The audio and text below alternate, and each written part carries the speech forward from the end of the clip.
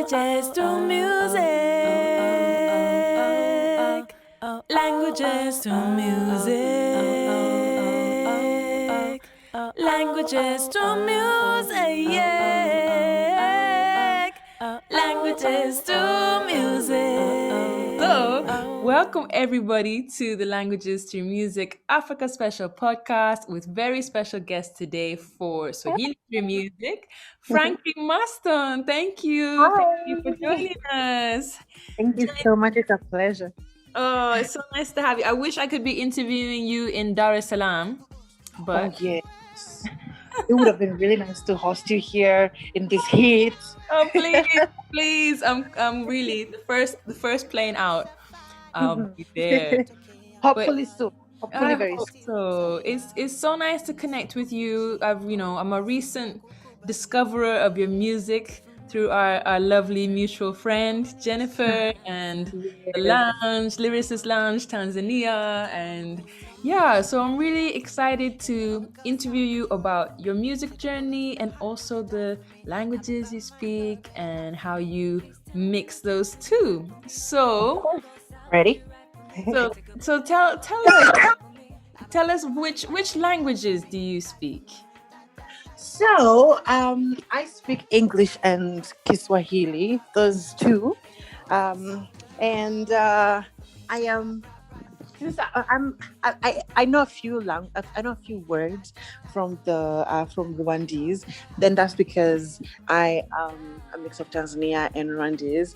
It's I feel like such a failure that I do not know many words. I just know a few, and I can swear to you the first Rwandese word that I know is ndagukubita, and basically that means I will smack you because Oh, I've been okay, that's a useful word, I guess. yeah, I mean, because it's like you're gonna get a spanking, Frankie. Since I was a child, like my mom would be like, "Don't kubita." Like I was just very stubborn, and so I heard that word so many times, and it's the first Rwandese word I ever learned. So so was Kinyarwanda the first language you learned and then Kiswahili later? No, it was okay. So actually, it was both English and Swahili. However, I'd say Kiswahili first because I come from a household where we speak Kiswahili. Like that is it. So Kiswahili first, and then English. However, like I learned them both at the same time growing up. So yeah, it was kind of like they're chasing each other. Okay, amazing. And don't feel bad about only having one word in Kinyarwanda. I'm always beating myself up about my Tigrinya, but it doesn't help me learn it faster. So Well, I know I'm not alone, so I feel I'm good. I'm good. I'm not alone. exactly, singing bilingual. So when did you know you wanted to be a singer? Well, let me see. I always loved singing since I was a child. Since I was like, I remember when I was in third grade. That's when I was like 9 years old, if not 8 years old. I just loved singing. I used to print out lyrics from Celine Dion's music, and I was like, I want to pull the notes. So I always loved singing. And then when I was 13 years old, that was the first time I literally stood on stage to perform. But still at that moment I did not know, and I did not think that I was ever going to be a musician, or I ever thought that this would be a career. All I wanted to be was I would grow up and be at a point a doctor. And then when I was 15 years old, my dad passed away, and somehow, I don't know, at that same time I also got so much inspiration to just like I got inspired to dive into my talents. And that's also, I feel like it's also because my dad was so into art, and so I dived into fashion and music. I'm also a fashion designer and stylist, so I was just like, all right, let me explore all of this, all of the gifts that I'm given. Now it fast forward to when I was now around 21 years old. That's when I said, okay, I will take this seriously, and I will try write some music. I will put myself out there, network with people. And first time I performed was, I think, 4 years ago. First time I performed in like a gig where I'm getting paid, and there's like, people coming in to buy drinks and food and to listen to you, you see. So and it's been after a while, because I hadn't performed for a long time. So that's when I remember performing at an open mic event, and everyone went crazy, and everyone was like, "Do you do this for a living?" And that's when I was like, "Okay, probably this could be something that I can do." And then I started taking it seriously, and that's when I started doing music officially 4 years back. Yes. Amazing. You have the most killer voice. I'm glad you made that decision. So Thank you. you make your amazing stage outfits too? Oh yes, honey. Every time I'm about to perform, I always think of like, what am I going to look like this time? One time I remember my favorite one was when we were doing Halloween, and I went in as, because I always do 2 outfits or sometimes 3. So I went in as an angel, and I had wings, and I was feeling that look. I was feeling it, and everyone was just going crazy. And I was like, yes, that's what I'm talking about. And then I changed to then a red outfit, which was me being the devil. So I was like, yeah, you better see both sides of us humans. We've got a good side and a bad side. So there you go. It's always fun to play with fashion. So you make 3 outfits per show? I make sometimes 2, sometimes 3, but never 1. The other reason that I change outfits is also, people don't know this. They feel like, Frankie, you're so sassy. You are such a show off. I'm like, no, I really need to change outfits because it's really hot in Dar. And because I always sweat in the first outfit. So I'm like, okay, I need to change this. So I always have like a backup so I can, freshen up and just feel fresh. I love it. That's amazing. So, thank you. So I've heard your song. I've heard you sing in Swahili and in English. So what are some of your favorite songs in Swahili, or who are some of the Swahili? So Celine Dion obviously inspired you with English, right? Oh, so yeah. Who were your kind of big idols in Swahili music? First person is Lady JD from Tanzania. I love that lady. She's inspired me. I remember singing her music when I was young, exploring Celine Dion and Whitney Houston's music. I was exploring with her music as well, learning, and I was just being inspired by her. And you have Ray C, and let me see. I have some songs from South African artists that I listened to, and that is Yvonne Shaka Shaka and Miriam Makeba. They have some songs where they sang some Swahili, and I love them. There was like Yvonne Shaka Shaka did this song, there's some Swahili in there I hear. So I was like, okay, that's it. I'm loving this. And those are the artists I grew up listening to, and they inspired me.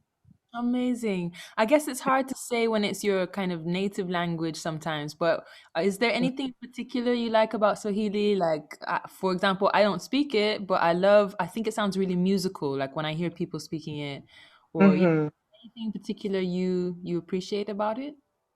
I do. There's so many things actually. So one is how honestly, Swahili is a powerful language, and here's how, and here's what I mean. It's a very strong language. If I curse you in English, it sounds sometimes okay. But if I curse you and say the same word in Swahili, Jesus knows it's going to be a battle. Like, if I say a curse word in Swahili, it's just too strong. I cannot handle if somebody curses me in Swahili. I can't. You have to sit down. Yeah. And this is the same word. This is the same word. So there's that. But also I talked about the curse, but I'm going to talk about beautiful words like nakupenda. I believe, honestly, this is even something we used to debate with my friends back in high school. We were like, if a guy says to me, I love you, I'd be like, okay, I love you too. But if he says to me nakupenda, I'm like, listen, yes, put a ring on it. It's like, even the good words, even when somebody blesses you in Swahili, it feels more powerful. And that's just one thing I love about our language. If I speak in Swahili, if I'm talking to my friends and the conversation goes to Swahili, it is serious. You see what I mean? Apart from just that, it's our first language. It's our national language. It's not just that. It's just powerful. And the other thing I like, which is pretty much the same concept, is when I write music in Swahili. Some of my friends have told me, Frankie, when you write in Swahili, you sound so romantic. And I'm like, okay, I'm here for that. I'm here for that. 2021 romance, bring it. Bring it. So I was like, okay, you know what? From now on, I am not going to flirt in English. I'm going to flirt in Swahili because I speak Swahili. Do it in Swahili. everything. Like I will just, and it makes sense for me. If I want to tell you something, and if I want to tell you that I love you, and I mean it, I will tell you nakupenda. And if I want to curse you real good, I will pick a Swahili word. That is good to know. Are there any favorite like sayings in Swahili that you have? Any favorite expressions or something that you use a lot? Well, you know, there's some things that come and go. Okay, this one. There's some things that come and go. Right now, currently, there are some phrases. Like there is one. These are like street stuff. There's like one that goes like "wewe." I swear. If people hear this, people wouldn't believe I would say this, because it's like a word that it came from more like not in my circles. Okay, but then there's something so cool about it. But also there's another phrase that goes as hilo nalo neno. Basically that means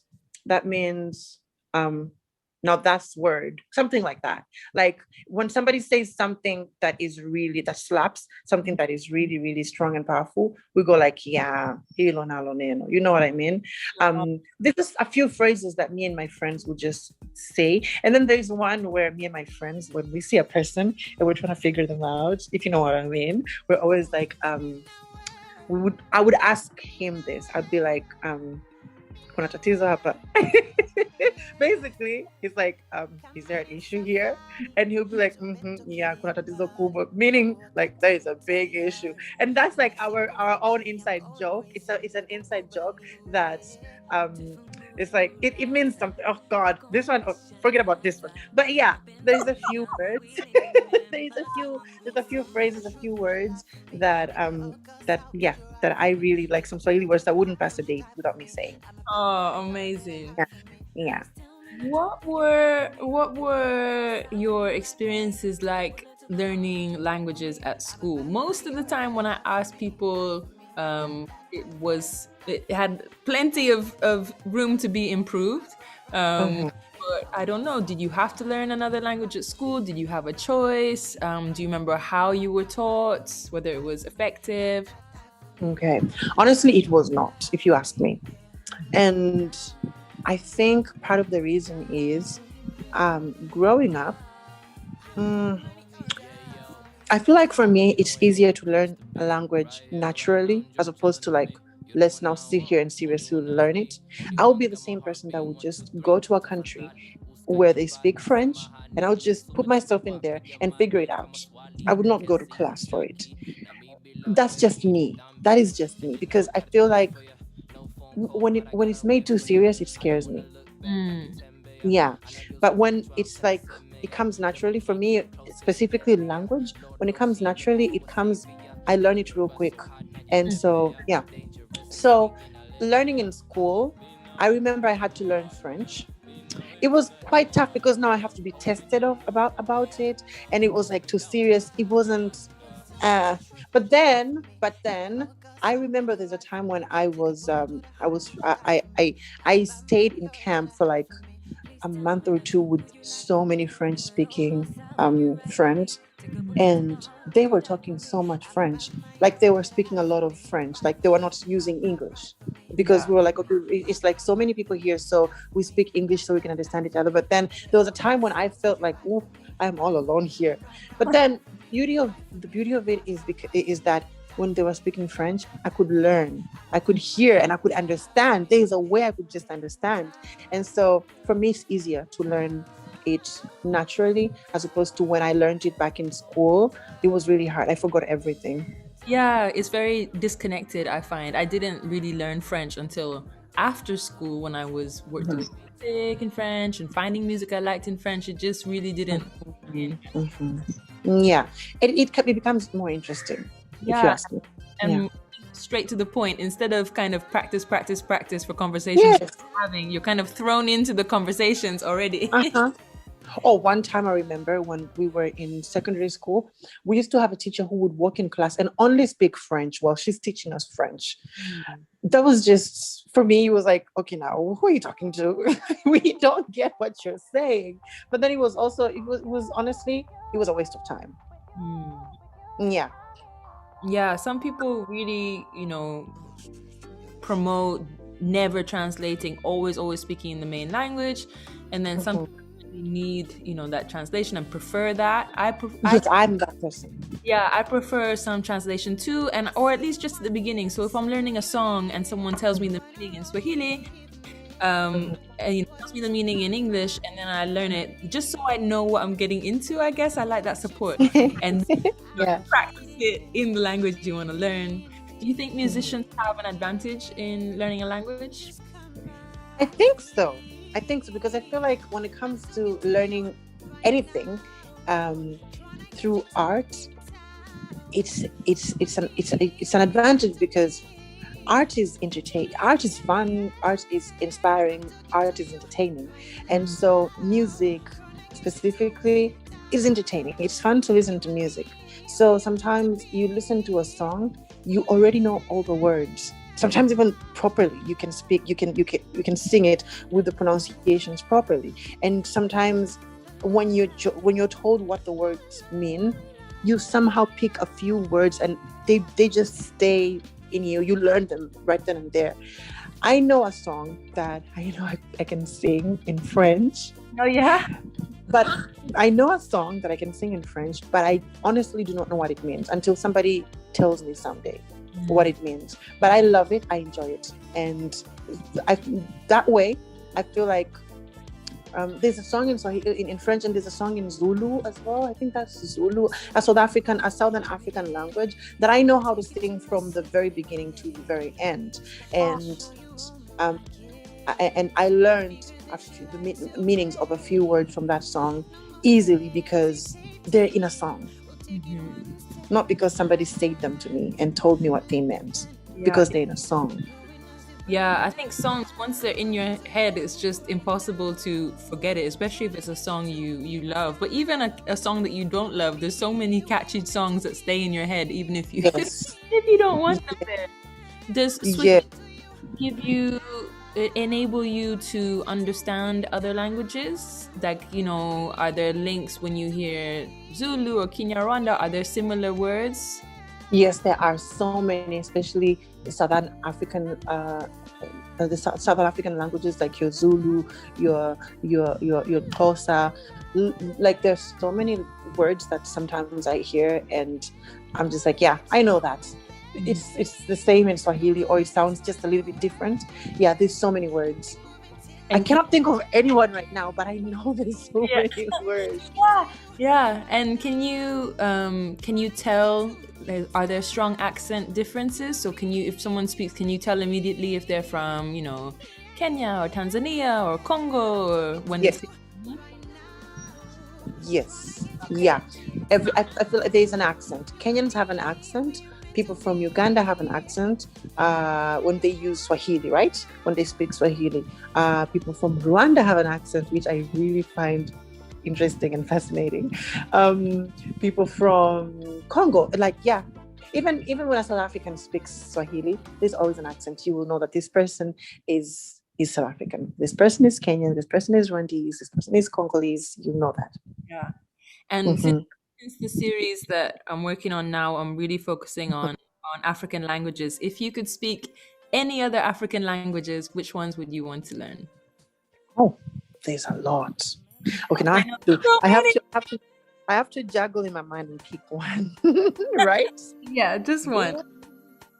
I think I am going any African language. I'm gonna have to go for. I think. Okay, now this is tricky because I cannot tell the difference, and that's only because I haven't focused on telling the difference. But I think it's Zulu. I think it's Zulu. But then you see, yeah, I would go down to South Africa, and the reason is there's a reason. I remember there's a time I was performing at the South African High Commission here. They had an event here. It was, oh yeah, it was National Day, South African National Day, and so they had the South African High Commission in Tanzania had an event, and I was booked to perform in this event. And our the High Commissioner at that time was a really, like, he loves music. He's so interested in music. He can play instruments. He loves to sing. He's got a beautiful voice himself. So I remember when I was booked, he reached out and he said, whenever you're practicing, I have a few songs for you to sing. And he gave me a list of a few songs that I have to sing. And the South African National Anthem was one of them. And then he also asked me to invite him for rehearsals, just so he can see how I'm doing, but also just so he can also have some fun and rehearse with us. How cool is that? So I remember I learned the South African National Anthem in literally a day, and I could sing the whole of it. So when he came by, he said something. He said, "Frankie, you were first South African before you were Tanzanian." And the reason the reason he said that was because of how I was pronouncing the words perfectly. And I was singing it like, and also it was easier for me because it goes a little bit like our national anthem. So, but then it was the language for him, that it was the way I was pronouncing the words. And the South African national anthem has many languages in it. You have so many languages in it. There's even Afrikaans in there. There is some Zulu. There is English in there. So there's a lot of languages. So he was really like fascinated. It was like, wow. And so that reason, also because I love South Africa, I would pick any South African language. The first one that comes to me, I will learn that. And the music is so beautiful. Oh yes, I mean, talk about that. And you learn it even easier with the music. Yeah. Wonderful. Well, I want to get into discovering your music via the workshop, but I have one more question. Because I always think it's interesting how music ties into memory, and how we hear a song where we can be transported back to a specific moment in time or specific feeling. So what was your earliest music memory? Was it the Celine Dion songs you loved, or was there something earlier? What's the first music-related memory you have? First music-related memory I have. It's this one. I remember every day, for some reason, there was some gospel song that was playing, and I always thought it was my mom singing it. If you ask me to sing it right now, I can't sing it. It was more because I was still young, so I don't remember the words. I never even knew what the words were, but I knew it was a gospel song, and so that is my earliest music memory. It even takes me back to the house. I can literally see the house right now in my mind. I can see the living room where I could hear the song almost every day, and the lady that was singing that song had a very specific voice that sounded like my mom's, and it always played when my mom was not around. So I always thought my mom went to the radio to sing it. So that's the one thing I always remember. And it was back then when we lived in Arusha. So it also takes me back to when we were not in Dar es Salaam and we lived in Arusha, and it's all good memories. Oh, beautiful. Well, Frankie, thank you so much for sharing a bit of your music and language feelings and experience with us here. And I'm excited to learn more about your own music, which is in the playlist for everyone to Yes. Really, asante sana. Languages to music.